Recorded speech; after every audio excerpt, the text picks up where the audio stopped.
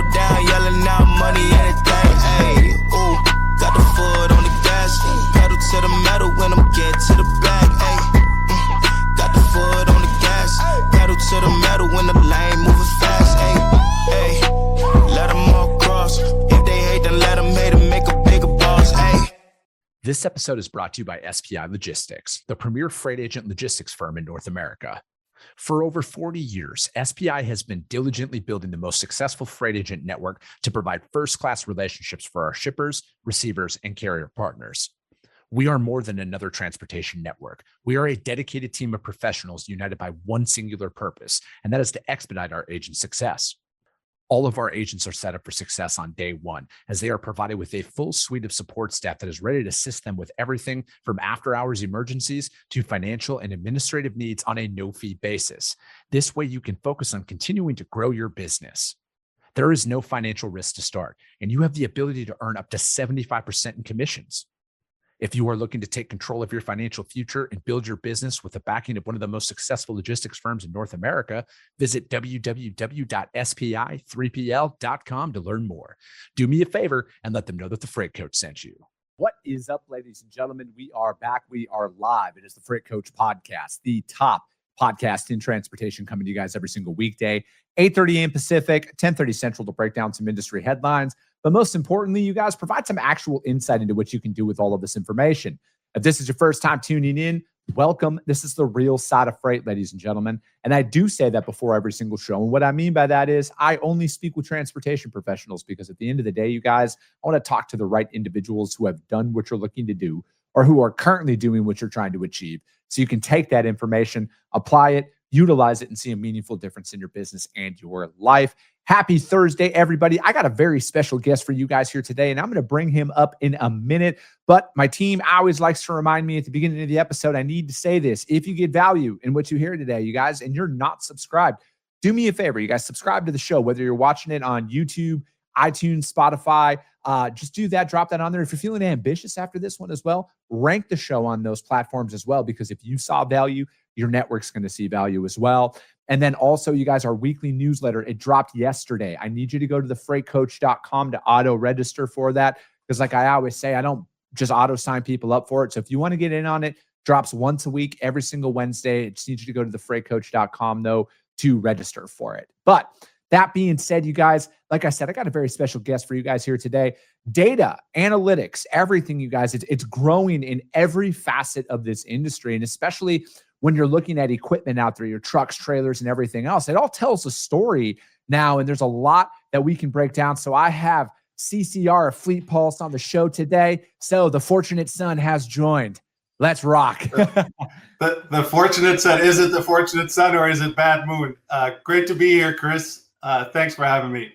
No, I'm looking forward to it. And I'll try and keep all the CCR references down to a minimum out there. But I've reached that phase in my life now where I'm really digging into dad jokes and everything at this point, because it annoys my son so much at this point. So now I've just kind of become infatuated with making that uncomfortableness that comes with it. That's totally fine. I got kids myself. I make dad jokes all the time. Well, hey, man, I appreciate you taking the time to join me today. So how'd you get your start in the industry, though? Like, what brought you into transportation? You know, it's funny. Transportation is actually my second career, if you will. And I kind of stumbled into it about 10 years ago. And by now I've brokered loads, I've dispatched trucks, I've dropped trailers, I've, booked spot loads, you name it. But it really started with in my first career. I worked a lot with either shippers or on the industrial side, a lot with OEMs, and was working on a project for an OEM. Started really looking into the business of trucking. So how do trucking companies operate? What drives their P&L? And this is 10 years ago. Specifically, the booking of freight stood out to me. So actually, how does brokerage work? And back then, it was still you would send in a POD on a fax machine, right? That's how it worked back then. And I felt so inspired by just applying technology to these problems. So I started a company really focused on digital brokerage, or back then it was called digital freight matching. a company called Freightstar, and we focused on really brokering transportation for equipment. So if you bought a new combine and needed to move it to your farm, you could use Freightstar to do that. So that was my start, and it kind of went from there. That company eventually was acquired, and you can still move your combine with Freightstar. So I encourage folks to check it out. But then personally, I went to Uber Freight as they were really expanding and growing, and had a chance to build a couple of businesses. One of them was a trailer pool program called Powerloop. Oh yeah. So I actually had my hands on trailers, years ago, and believe it or not, I was a Great Dane and a FleetPulse customer before I even knew about FleetPulse. Yeah, and that was a great ride and a wild ride, and and that led me eventually then to a point where I came across FleetPulse, and it was. We'll talk more about what FleetPulse actually is, but in a nutshell, trailer technology that Great Dane had developed in-house. So Great Dane, the big trailer OEM, they had been investing in smart trailers and adding sensors to trailers and so forth, and they got to a point where they wanted to spin it off and really, have FleetPulse stand on its own 2 feet. So that's when I joined, and that's where I am now. So, let's start with that, man. What is FleetPulse at the end of the day, right? Like, we're hearing a lot of it, with sensors and a bunch of stuff that's coming out with trailers. So, what is FleetPulse, and then how does that really work into the industry here? Yeah, the space we play in is trailer telematics or smart trailers. But what we actually do is we solve trailer operations problems to improve and unlock the profit potential of every trailer. So that's, like, I say that as a nuance, and it may seem as a nuance, but I think what's important, and I hope we get a chance to talk about it today, is trailer telematics has been there for a while, and it's been about giving you more data, and it oftentimes meant dots on a map. At the end of the day, that doesn't really solve any problems, so that doesn't solve it doesn't impact your P&L as a trucking company. So we really focus on, solving these trailer operations problems with data, with analytics, with AI. So what is trailer telematics though? And like for the modern fleets that are out there, why is this becoming essential? It's a great question, right? And you said becoming essential. If you look at the market, it's not essential yet, or it hasn't hit mainstream yet, and that's actually puzzling to me, right? If you think about it, trailers are a $50,000 asset, and many fleets don't manage these trailers actively. There's no technology on them, and the fleets sometimes don't know where those trailers are, certainly don't know what state they're in, whether they're roadworthy, they're safe, whether they're loaded, not loaded. And, it's almost like running a football team and ignoring the defense, right? It doesn't make any sense to me. So trailer telematics is really about digitizing these trailers. And, this has recently become more and more relevant. If you think about what's happened over the last, I call it 5 years, right? COVID times. Yeah. In COVID, everyone bought trailers. Yep. And freight really shifted towards drop. Right, so the trailer all of a sudden became a very strategic asset, but you still had zero interest rates, so people could just buy trailers, put them on their yard. Trailer to tractor ratio didn't really matter 5 years ago, but that's changed as well, right? The freight market is not where it was a couple of years ago in terms of rates, and interest rates have just gone up. So if you have these assets out there that are not being used, that are not generating revenue, you've got a real problem on your hand, right? So that's one, really definitely the way the industry thinks about trailers and the rise of drop freight. I also want to say the tech has come a long way. Yeah. Like even the hardware, right, where it was cumbersome to digitize your trailers, and you never wanted to touch your trailers or really install a whole lot. Just an example, right? Here's a little. This is one of our products. It's the size of a hockey puck, and then it can give you the location for a trailer for 10 years, right? Oh wow! You install that in less than a minute. and your trailer is online and you never lose a trailer again, right? These things were just not possible years ago. And I'm excited, right? Because it opens up really the, a quicker path for fleets to digitize their trailer pools. So at what size fleet do you think should have these telematics in it, right? Because like with, 90% of the industry being small business here, some people like, I know where I stand on this, but I know some people out there might be like, we're not big enough to like require this, right? Like we know where our trailers are. Yeah. There's value in trailer telematics for every fleet. Mm-hmm. I honestly believe that. And, the use cases differ though, from size, from business model. If you just think about it, right? So for use cases, we really talk about 4 key use cases. One is utilization and location. Another one is automation, safety, and security, right? For small carriers, if I only have like 1 or 2 trucks and the same number of trailers, you're right. I always know where my trailer is. So probably don't really, have that location use case, right? Where I need to find my trailer. Mm-hmm. But there's still plenty of information for safety, for example, and for a small fleet, a roadside call to get your trailer pulled can be extremely costly and can really hit your P&L. Same with security. Any carrier really gets hit with cargo theft, right?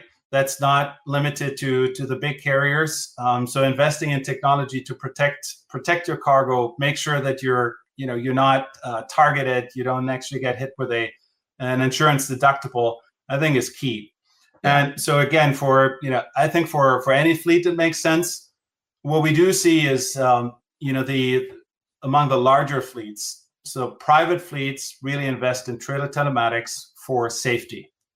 Mm-hmm. They want to operate the safest equipment. They want to increase uptime.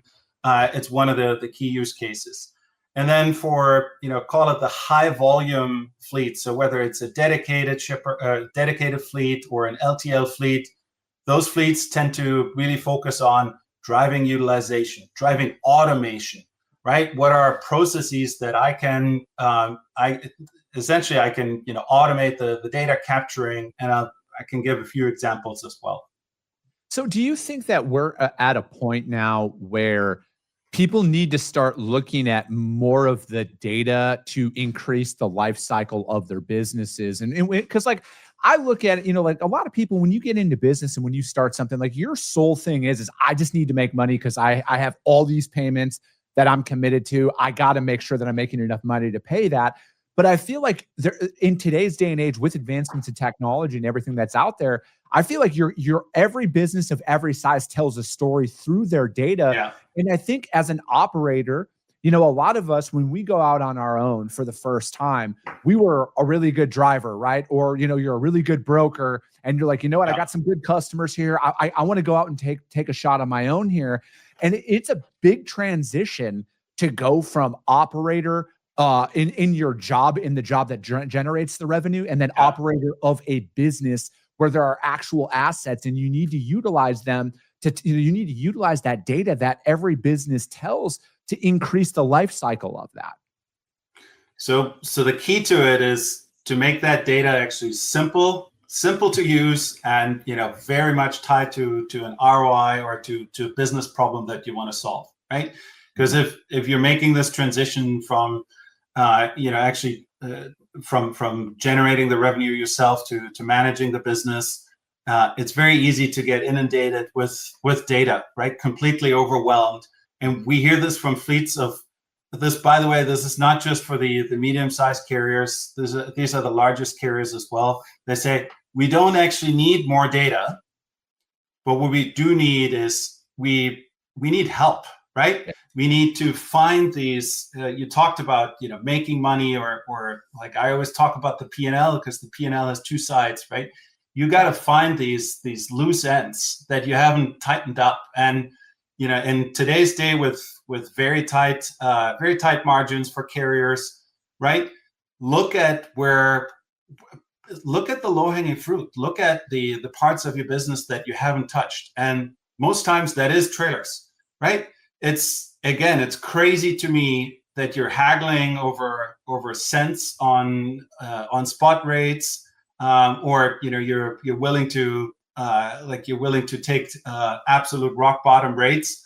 But then when it comes to managing your costs, you've got these assets that you just leave completely unmanaged, and as a result, you just have all these downstream costs. Yeah, and I'm sorry. Go ahead. Go ahead. No, go ahead. No, by all means, I think you were going to make a good point there. Well, I was just saying the key to it all is no one needs digitization for digitization's sake. No one needs data or more data, right? So how can the telematics companies actually really make it easy for fleets to like drive a business result very quickly, solve a problem, solve a process, and that's what we're trying to do. Yeah, I mean, you brought up profit potential earlier, and I'm also thinking of, with a lot of businesses out there who may not look to reinvest in new equipment right now because of interest rates and other financial parameters that are out there, where they're looking to increase the life cycle of their equipment. Maybe they were trading in trailers hypothetically every 5 years. They want to keep them for 8 years now and then go on a new rotation and stuff like that. You see that all the time. Yeah. And I look at from a preventative maintenance standpoint, right? Because like my only real frontline experience on the asset side of things, CCR, is my dad owned a trucking company, right? He was a driver. I saw him do all of his own maintenance. I was that guy who had to hold the flashlight for my dad. So if you think you can offend me, I used to hold the flashlight for my father while he repaired his truck when I was younger. But with that being said, preventative maintenance is key, right? And it's those little things. And I even see it in my own vehicles at my house, right? Like it's those little preventative things, making sure your oil's changed, everything's greased up, all of that stuff. Are you seeing that? And is that where all of this data should be telling, like, hey, these are the things we need to do to get an extra 2 to 3 years out of this piece of equipment? 100%. You got to take better care of your equipment if you want it to last longer, period. Right? I'll give you 2 data points of how like a digital trailer can really change the game on maintenance and safety. So data point 1, most fleets run on a periodic preventive maintenance interval, right? So bring the trailer in every 6 months, every 12 months, and that's like they pick their sweet spot of like, at what point am I going to catch enough issues so that essentially the maintenance dollars are well spent, but I do prevent the issues. If you have sensors that, for example, tell you the status of the ABS, the status of whether a light is out, and give you real-time alerts on these things, you can stretch your PM intervals without risking additional safety incidents, and that increases your maintenance effectiveness, right? So that's point 1. Point 2, fleets that rigorously deploy telematics on their trailers reduce the out-of-service violations on their trailers by 40%. And that's crazy. That's real money right there, because you pay fines, you pay higher insurance rates, for some shippers, you even drop out of their carrier mix. So these things are important, and you've hit it on the head, right? Especially if you want your trailers to run longer. You're going to put more years on them. You just got to take better care of them, and the cheapest way to do it is actually to install sensors. So is that how can you explain that when you're saying like you can save it 40% there through telematics? How is that? Is it so where trailers are, so you can schedule preventative maintenance checks if it's out of route or something like that? Yes, you can. So first off, you can detect issues as they happen, and typically, if you look at violations, right? We've done this analysis of fleets that actually get caught in a violation or get cited. Yeah. So how soon does the telematics, or how much in advance does the telematics actually catch whatever is wrong with that trailer that was cited on? And it's of course the answer to this, right? So the trailer will have something wrong with it, and then for days it's still on the road, and that's when you get the inspection, and that's when you get cited. So if a fleet has the technology to get that real-time alert, they can bring the trailer into the shop next time it hits the dock, and make sure that they don't get cited before it happens. But the key is actually to know what's wrong with the trailer, and for that you need telematics. Now I think that's the main point. What we also see in our data is we see issues getting worse, right? If you look at, we do this great thing where we, for example, with ADAS on a trailer, we see these patterns, right? ADAS kicks in, refills your tire, and that happens once, no big deal. That's exactly what the ADAS is for. But if you see that recurring, you've got a problem, right? And if you see the ADAS continuously running, that's when you have a fast leak. You want to pull the trailer in. And if you can manage these processes and bring that into your maintenance approach, right, you're going to avoid the roadside assistance. You're going to, again, reduce your violations. And you make sure that you spend the dollars where the most effective, rather than just peanut buttering it across your entire fleet. Mm-hmm. Do you think that, and especially the fleets who, that they might be larger or out there, or really in, a company of any size is I feel like I'm drawing a lot of parallels here. Obviously, there's a system that should be implemented by a lot of companies that might not be there. And this is where telematics and sensors and data is going to help you stay more on top of this stuff. And again, it's about getting ahead of it so it doesn't cause it to be towed, right? There's no major incident that happened. You can kind of get ahead of a lot of this stuff. And, again, I draw a lot of parallels between like the airline industry, for example, right? Like they're not going to take off if there's even a remote thing that there might be something that's going to be wrong with it, right? Like there is no rolling the dice. But I feel like with where things are in the industry right now with technology, those exact same things are afforded to us now. It is just making a couple of small investments inside of your equipment, because I look at it as like you might not have the purchasing power out there to get discounts from the OEMs. If you're not going to buy 1,000 trailers, for example, right? But you might want to go in there and buy 3 or 4 at that time. And then you look at it, how do I get these things paid off as soon as possible? How do I keep these things rolling for as long as possible? And it is just these little tweaks like this that you're really describing here, because and I also look at it too, as like if some of the larger fleets that are out there, how many of them have trailers? Like anybody who's driven through any industrial area of any city in this country sees the large logos with 100 trailers at a warehouse. How many of them sit? 100%. How many of them? 100%. So let's talk about that for a second, right? Because what you're really talking about is dwell time. Yes. And what we see is like dwell time is unmanaged, right? For many carriers, where you have trailers sitting there for like months at a time. You even have, we talked earlier about the shift towards drop freight in general, right? You have trailers that sit there loaded for days and days at a time.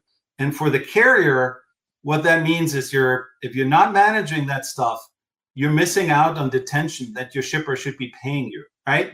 You certainly miss out on being able to pull that trailer to make more money elsewhere with that same trailer, but you're also missing out on revenue dollars. Because your shipper is simply keeping your trailer as mobile storage, and you want to get a grip on that. Other things we see, if you don't manage that, or these big yards with hundreds of trailers, they're not putting trailers into rotation in a way that actually keeps the trailers healthy. Right? If a trailer stands for a long time, all the issues compound, and what you actually want to do is you want to rotate trailers. And then I mentioned automation. There's like on big yards, you have people driving around and actually counting the trailers or marking down which trailer is in my yard. These are things that we're solving, right? We're solving for fleets, and it's the 21st century. You shouldn't be doing that anymore, right? You shouldn't be walking around with a clipboard. There's better ways to do it, and that's what we're all about. I also look at it from a security in theft, as well here, right? Like how many trailers that, because people can't be that naive to think that people aren't watching how long is this equipment sitting there? Right. There's plenty of people with sticky fingers out there. How is this? Do you guys have any real world examples of like you guys were able to recover 10 trailers or, hypothetical number there because they went missing for, from a specific drop yard? So the whole trailer, absolutely. Right. And, what we see many fleets actually per 2,000 trailers, they have a trailer stolen a year. So if you have a 10,000 trailer fleet, that means 5 trailers go walkabout every year, and we're able to locate these trailers. We're able to to help fleets recover them. But did you know you can look inside trailers as well? Yeah, So we deploy technology. It's essentially cameras that keep eyes on the cargo, and we've built a Nest Cam like experience, right? Where you look at your trailer, and some of these freight theft patterns or cargo theft patterns, it happens that that trailer that has the TVs on it, that's the one that actually gets broken into, or where cargo gets taken off, and you gotta understand what's actually going on, because the trailer that has the less attractive freight for whatever reason does not get touched, right? So as a fleet owner, you actually want to understand who's touching my cargo and where and when. And again, it's about real-time alerts. It's about recognizing patterns and then making the right decisions based on that.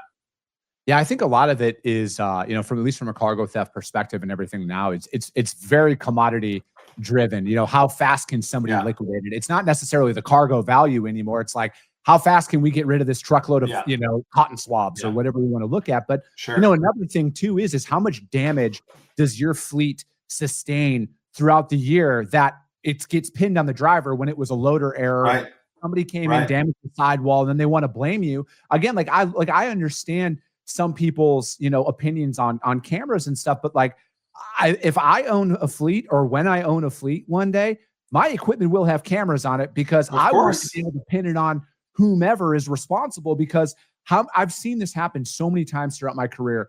Driver was getting loaded, loader ripped the sidewall of the trailer out, and then they blame the driver. Oh, that was there and then there's no way to prove that you didn't do it. And that's the I hate that we're here as a society, but at the end of the day, you need to protect your business. You need to protect that investment, because again, if you want to increase the life cycle of your trailer, if you want to haul specific commodities long term, you cannot have any repair patchwork on the side of your trailer and stuff. You got to keep that integrity of your unit in place at all times. 100%. I love these examples that you bring, and as a fleet owner, you got to ask yourself, you can make these problems go away for a couple dollars a month, right? Is that worth it? Yeah, absolutely. Of course, right? Save yourself the headaches. And, and again, it's about tying up loose ends in your P&L, right? Where these things, they do add up. And you talked about, claims ratios, or how often do you actually get hit with damages, with claims. These things are manageable, and the trailer is where the cargo is, right? So that's the place to invest, or to digitize, and having that be analog is completely crazy. So as we're kind of wrapping up here today, CCR, what's the future of smart trailers looking like here, man? What can people expect as things obviously technology is always advancing out there? Where do you see this trending in the next 3 to 5 years? I see every single trailer having some kind of basic telematics on it. And I think we're moving there very quickly. And, by that, I mean, at a minimum, you got to know where the trailer is, and then, you can build automation on top of that. What I also see is the most sophisticated fleets, they really want to leverage technology to solve these problems. So what you're going to see is, fleets deploying cameras, fleets deploying full sensor suites. So where you actually have your, all your maintenance data, brakes, lights, tires, whatnot. And and I think this is happening right now because of all of the trends and pressures that carriers are under that we've talked about today. I think this is happening rapidly. There is always the question of like, how do you scale? How do you roll this out? How does a fleet actually start adopting these technologies? And that, in the past, that's been a holdback. I do want to just briefly talk about FleetPulse, right? Yeah. We partner with OEMs. We make it easy for fleets to simply on a new trailer, simply put FleetPulse on there with a couple of clicks, right? It's one discussion with your trailer sales rep, and then you're all set. For us, that's very important to make it easy for fleets to at least try this technology. And then, I've said before, the hardware has gotten easier to deploy. So if you're looking at a larger scale retrofit or so, something that was a huge undertaking in the past, you can actually do these things rather quickly. And we work with fleets that digitize thousands of trailers a month. So I think this is coming much more quickly than any of us would have thought. So essentially, the best way for people is to go to you guys or on it, or do they go through their OEM or their local truck dealership, whomever they're purchasing their equipment from, and go that route? How does that work? Yeah, both of those are great, great avenues. So we at FleetPulse, we're available 24/7 at sales@fleetpulse.com, and always like to have a conversation with fleets of like what are the problems they're trying to solve. And then for OEMs, we partner very closely with Great Dane, phenomenal trailers, right? And those Great Dane reps that selling trailers, they're actually very well versed on telematics nowadays. So carriers can talk to their reps about telematics as well, and then we typically get tagged into the conversation. We work with other OEMs as well. But again, always happy to have the conversation live and really, explore together what's hurting your P&L and how might that be solved with telematics. Perfect. CCR, I appreciate your time. Thank you so much for joining me. That's going to be it for today, ladies and gentlemen. If you guys can't find CCR or FleetPulse out there, hit me up. I will gladly put you guys in direct contact with them. But that's going to be it for today, ladies and gentlemen. As always, if you got value in what you heard, subscribe to the show, you guys. And if you're feeling ambitious after this one, rank the show on iTunes and Spotify, because if you saw value, your network's going to see it as well. I appreciate you guys. I love you guys, and we'll be talking to you soon. Came back with a bang, window down, yelling out money, anything. Hey, ooh, got the foot on the gas, pedal to the metal when I'm getting to the back.